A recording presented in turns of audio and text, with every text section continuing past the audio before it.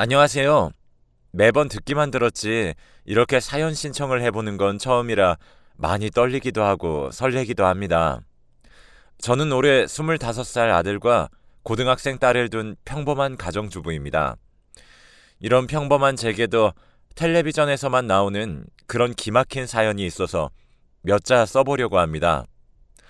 어린 나이에 철없이 결혼해서 아들을 품에 안았을 때 참 그 당시 느낌은 지금까지도 생생하게 기억납니다. 열 손가락, 열 발가락을 세며 울었고, 그렇게 아이를 키우면서 저도 같이 마음이 자라고 그저 행복했습니다. 같은 해 출산 예정이던 시누이가 우리 동네로 이사를 오기 전까지는 말이죠. 형님은 저보다 10살이 더 많지만 결혼을 늦게 하기도 하였고, 아기를 간절히 바랐지만 잘 들어서지 않아 포기하려고 하던 그쯤에 아기가 생겨 누구보다도 조심하고 10달을 잘 품으려 노력하였습니다.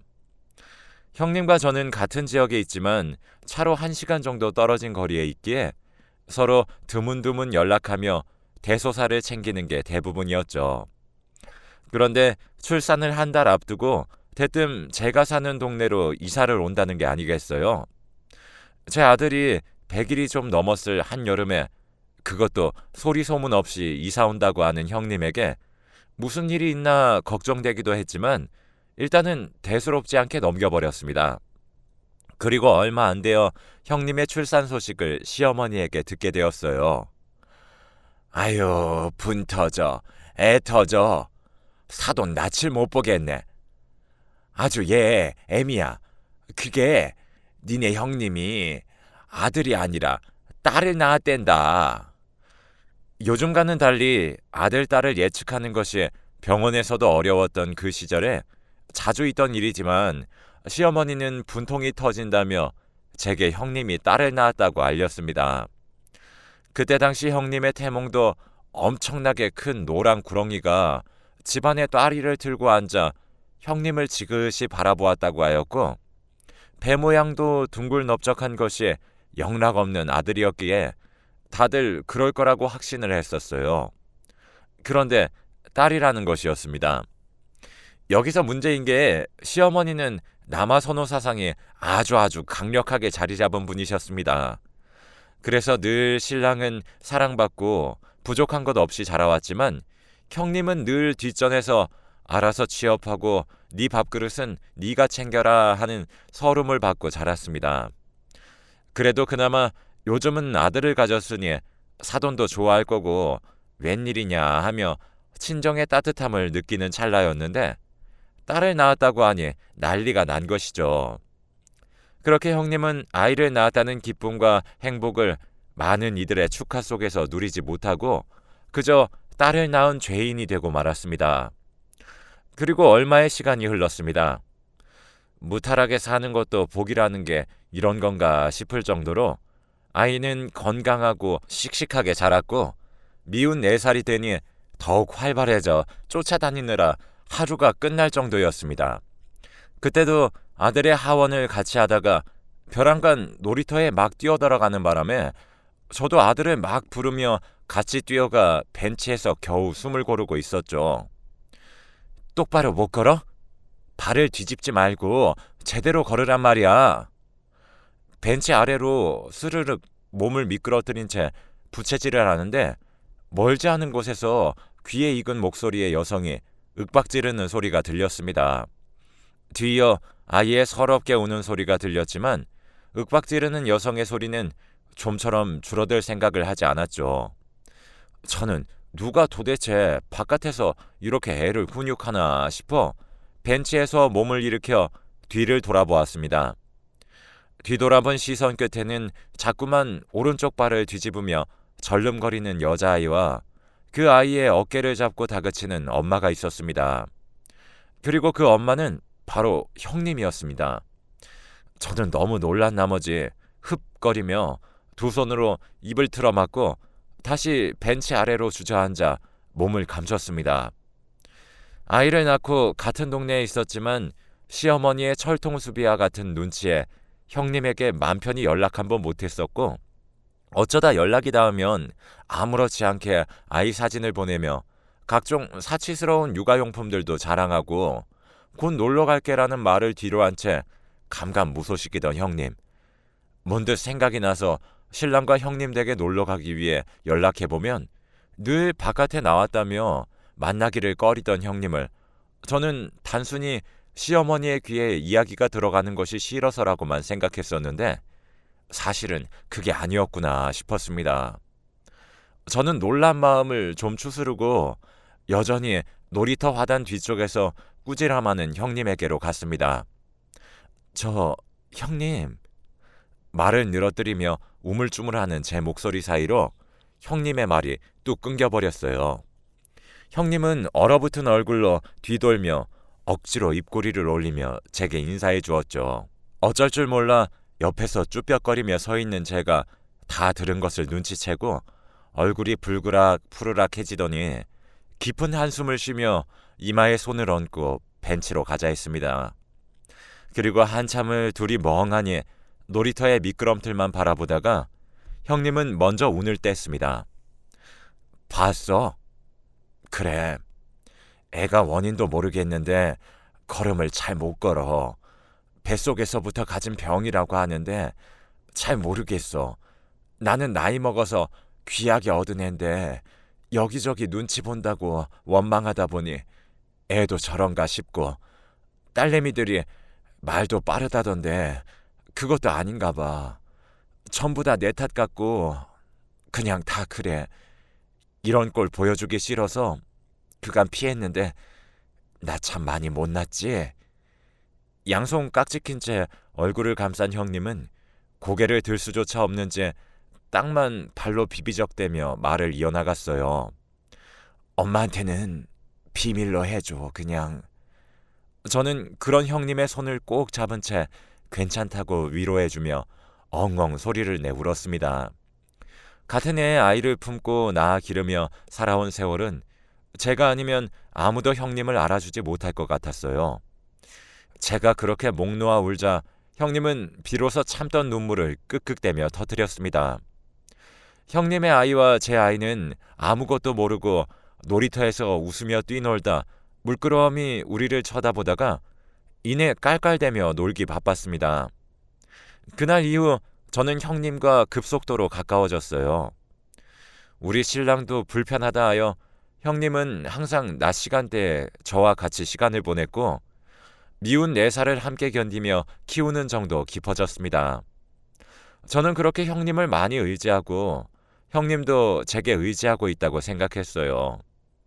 여느 때와 다름없는 오후 아이들과 형님과 함께 공원으로 놀러 나갔습니다.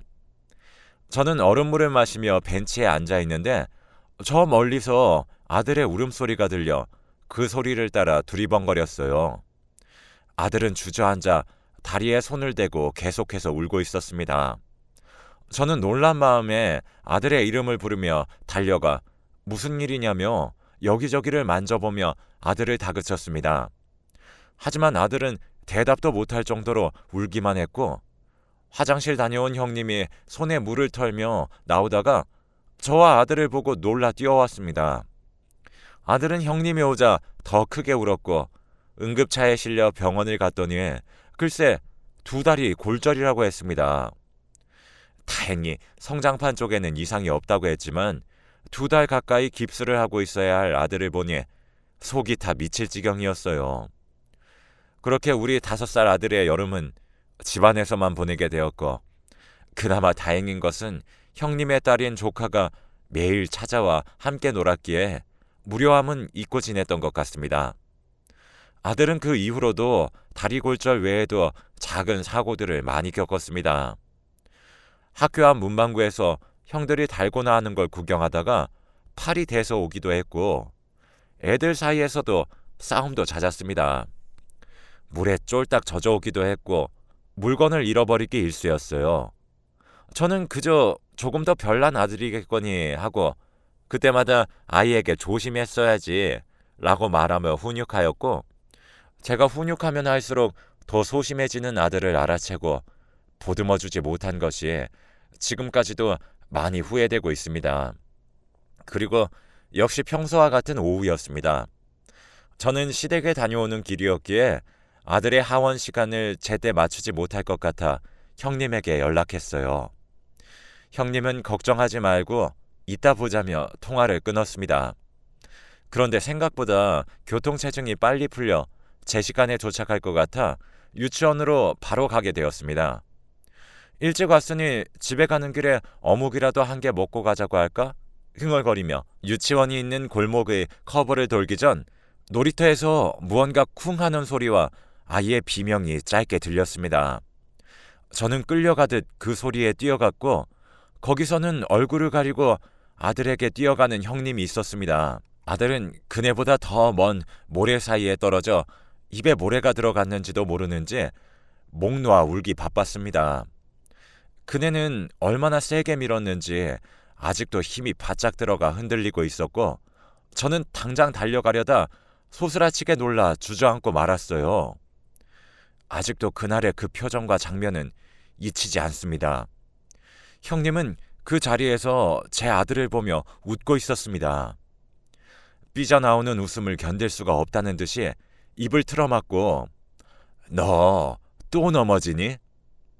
어쩜 이렇게 종이 같을까? 넌 너무 약해서 걱정이다. 참, 나중에 사내 구실은 제대로 하겠니? 하는 형님이 사람으로 보이지 않았습니다.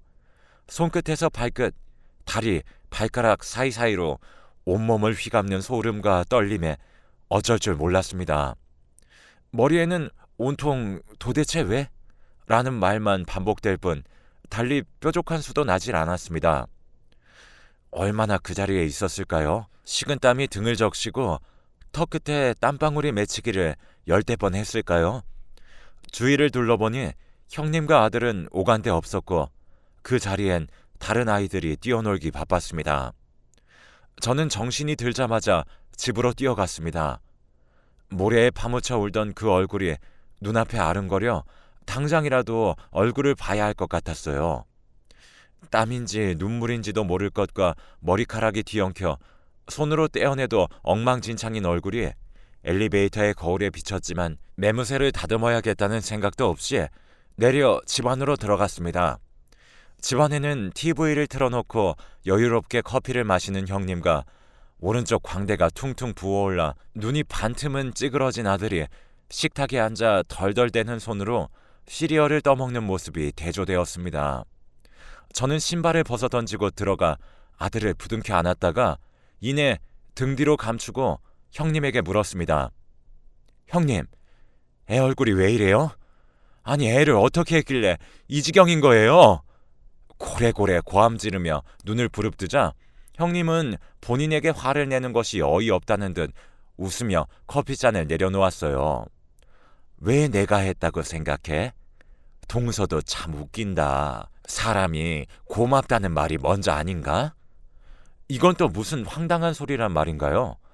어떤 상황이 있었는지 다 알고 있는데 뻔히 보이는 거짓말을 하는 형님이 참 무서웠습니다. 제가 다 봤어요, 형님.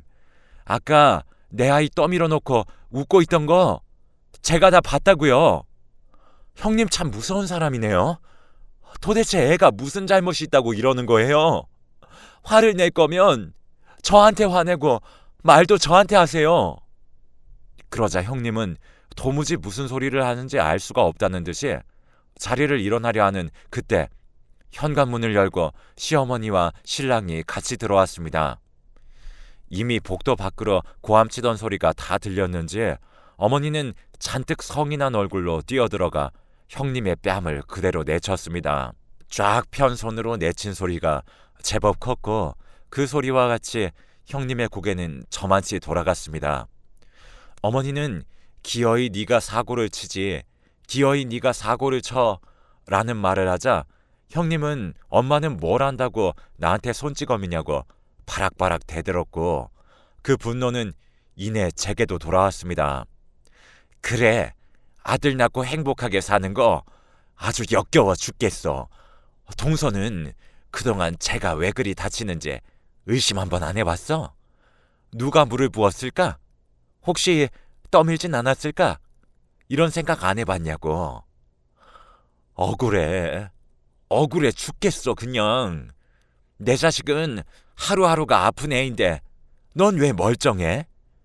왜 너네만 멀쩡하고 행복해야 하는 거야? 난 왜 맨날 불행하고 너넨 웃고 있어? 동서, 솔직하게 말해봐. 동서는 내 딸 보고 이긴 것 같았지? 그날 놀이터에서 내 비밀을 안 그날부터 나를 밟고 서 있다는 도치감에 빠져 살았지? 나 다 알아. 안다고. 시어머니와 신랑은 이게 무슨 소리냐며 알 수 없는 표정으로 저를 쳐다보았고, 저는 그간 형님에게 서로 의지하고 있던 시간을 부정해야 하기에 머리가 지끈거렸습니다. 형님은 요즘 인기 있는 시즌 드라마의 악녀처럼 소리를 지르며 발을 동동 굴렀고, 한참 포악질을 하다가 신랑의 손에 의해 형님은 쫓겨났습니다. 형님은 쫓겨나면서도 동서, 너도 나랑 같은 처지여야 하잖아. 그래야만 너는 나랑 완벽하게 이해하잖아. 그렇지 동서? 라며 앞으로도 나와 우리 아이에게 해코지 할 것이라고 말했고, 그날 밤 저는 모든 비밀번호를 다 바꾸고 어머니와 신랑을 불러 앉혀두고 2년을 거슬러 올라가 모든 이야기를 전했습니다. 그저 평범한 일상이겠거니 간과했던 저 자신도 너무나도 원망스럽고, 이유 없이 다쳐야만 했던 울 아들에게도 미안하고 슬퍼서 눈물만 났습니다. 그렇게 저희는 결혼 후 쭉 살아온 동네를 떠나게 되었습니다. 형님이 아니었다면 아마 평생을 그곳에서 살았을 만큼 인심도 좋고 환경도 좋은 곳이었습니다만, 이제는 아이를 지켜야겠다는 생각 하나로 아무것도 필요 없게 된 일이었습니다. 그곳에 계속 남아 있었더라면 형님은 어떻게든 저를 망치려 애썼을 겁니다. 단순히 같은 해에 아들을 낳았고 비교 대상에서 자신은 항상 우위에서 뒤처지기에 자격지심으로 똘똘 뭉친 그 마음으로 원망하고 살겠죠. 저는 그렇게 동네를 떠나 아무도 모르는 곳에서 새롭게 삶을 시작했어요. 그간 많이 위축된 아이를 위해 나날이 지극정성으로 보살폈고, 가정에 조금은 무관심했던 신랑도 그 일을 계기로 대화도 행동도 제법 다정하고 주말에는 가족과의 시간으로 채우려 노력하였습니다. 시어머니에게도 처음엔 이사한 곳을 말하지 못했습니다. 그저 자주 찾아뵙고 이해해달라고 하기를 반복하였지, 혹시라도 누군가 찾아올까봐 겁이 났었거든요. 아무튼 그렇게 안정을 찾아갈 때쯤 제게도 둘째 소식이 찾아왔고, 우리는 네 식구로 지금껏 잘 살아왔습니다. 가끔 들리는 소식에 의하면 형님은 그 동네에서 다른 아이에게도 똑같이 해코지하여 경찰서에 들락거리기를 수십 번 하다가 이제는 어디로 갔는지도 모른다고 하였습니다. 조카는 어머니가 형님을 대하듯 형님도 조카를 그렇게 대해 삐뚤어질 대로 삐뚤어진 25을 보내고 있었습니다. 저도 이렇게 남의 이야기를 하듯 시댁 식구들을 대하고 살았는데, 사건은 아직 끝이 아니었나 봅니다. 지난주 모르는 번호로 전화가 5통 정도 부재중으로 떠있길래 별 생각 없이 걸어보았더니, 참 20년이 다 돼서 들어도 바로 알아챌 수 있는 그 목소리의 주인공은 다름 아닌 형님이었습니다. 나야 동서, 잘 지내지? 라고 말끝을 흐리는 핸드폰 너머의 목소리를 그만 듣고 싶어 끊으려는데 통사정을 합니다. 제발 끊지 말고 한 번만 만나달라며 애걸복걸하는데, 바보같이 저는 또 그 자리에 나가보았다는 겁니다. 앙상하게 마른 체형에 머리가 제법 빠져 엉성하고 그 머리를 귀 뒤로 넘기며 내가 오기를 기다리던 형님, 뒤돌아서 다시 가버릴까 생각하다가 여기까지 나온 김에 이야기나 들어보자 생각해서 또 말을 걸었습니다. 그러자 형님은 보자마자 제 손을 잡더니 막 울더라고요. 미안하다고, 정말 미안하다고, 지난날 많이 반성하고 있으니 용서해 달라고요. 위암 말기라고 하더군요. 돈도 없어서 항암 치료도 포기했고 이제 살아온 날을 다 정리하고 있는데, 제가 생각나서 눈앞에 아른거리기에 꼭 만나서 사죄하고 싶었다고 했습니다. 사람들이 꽤 많이 지나다니는 거리였는데 거기서 절 붙잡고 울며 매달리는 형님을 보니 사실 도망치고 싶었고 한편으로는 애잔하기도 했습니다. 정말 두 번 다시 만나기 싫었던 형님이지만 세월이라는 게 참 무섭나 봐요. 그 미워하고 또 미워하던 시간이 조금은 무뎌졌는지 저는 형님의 어깨를 잡고 흔들며 여기서 왜 이러고 있냐고 같이 울먹였습니다. 그날 저녁 신랑에게 형님의 소식을 알리자 신랑은 이미 알고 있는 눈치였습니다. 말이 들리듯 안 들리듯 조그마하게 대충 대답하는 것을 보니 바로 알겠더라고요. 그러면서 형님을 이제 그만 용서해주면 안 되겠냐고 하는데 다시 피가 거꾸로 솟는 것 같았습니다. 물론 형님을 직접 봤을 때는 그런 생각이 아주 잠깐은 들었지만 여전히 용서가 안 되는 게 사실인 것 같거든요. 저는 그래서 지금 신랑과도 냉전 중에 있는 상태입니다. 길고 긴 제 이야기를 잘 들어주셔서 고맙습니다.